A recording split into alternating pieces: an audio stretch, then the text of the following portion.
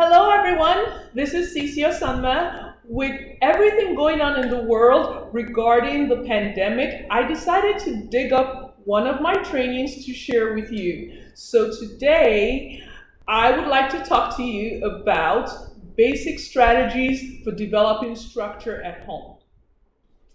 I have heard from so many parents that you feel lost, confused, unclear whether you can handle the responsibilities that have been thrust at you this period. So, the first thing to do in developing structure is to come up with a plan. Before I talk to you about how to come up with a plan, I want to take a quick moment to talk to you about the relationship between routines and schedules and rewards. Mini schedules grow into routines. An example of that is, let's say you want to set up a morning routine. The first thing to do is to come up with a mini schedule and then follow that schedule consistently until it becomes a routine. Now, several routines provide you with structure. The big challenge is motivation. How can you be motivated enough to stick to your schedule and develop that schedule into a routine and ultimately develop it into structure? The first thing you need to do is to build in rewards into your schedule. I have put on the screen the first then model that's typically used in special education. As many of you know, my background is in special education, and I have 3 postgraduate degrees in education. A lot of what I'm going to be sharing with you today is going to be pulled from my experience and expertise in the field of education. This model works well for everyone. If you build in a reward into your schedule, you are more motivated to power through the task ahead because you know there's a reward coming. And then you know what's coming next after your reward, what your next task is. Now let's jump in, shall we? Let us talk about how do you develop a plan.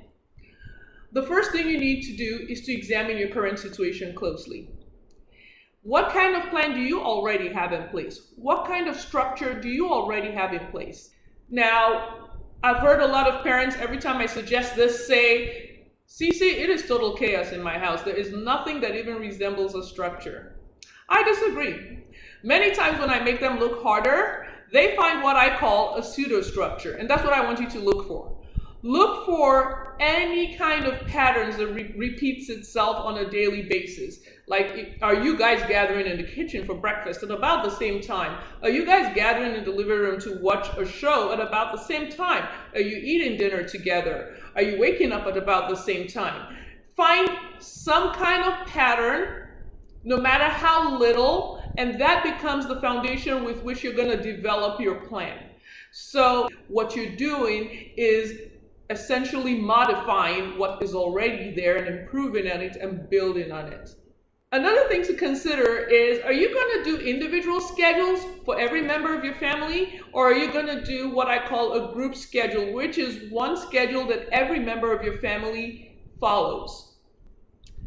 Now, this is not a decision I can help you with because there are a lot of variables that factor into your decision here.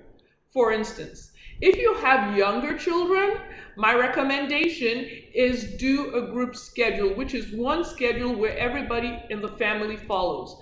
The reason is that schedules need to be taught. That is one thing we're going to talk about later. And if you have several children on different schedules that need your support in order to get through their schedule each day, you're going to be running in so many different directions, and that's not going to be helpful. If your children are older, on the other hand, they can all have individual schedules, and in this scenario, I recommend a combination. Have your older kids on individual schedule and then have one group schedule where everybody is coming together at certain times during the day. The next step to developing a plan is to determine what results you want to see. It is very important to have clear goals and expectations of what success looks like for you. It is also important to be very realistic about what you want to achieve. Your success is going to be based on making a schedule and a plan that works well for your family. It is important to strive for independence. As I mentioned earlier, schedules need to be taught. One of your goals should be for every member of your family to be able to follow their schedule independently. And we'll talk some more about how to do that. For now, just focus on coming up with a goal. These are examples of things that you can set as goals. The next thing I need to remind you of is not to spring this on your family. It is not a good idea to surprise them with this. In order for this to be successful, you need to communicate your goals and expectations to the rest of your family. Have a conversation and listen. This needs to be a collaborative process. Remember, they are the ones that need to implement the schedule. If they don't feel part of the decision making, your chances of success are minimized. This is also a good time to have a conversation about what motivates each of them. What rewards are they going to be working for? The final step in developing your plan is determining what success looks like. A simple definition of success is the achievement of something desired. My recommendation is to layer your desires. What do I mean by that?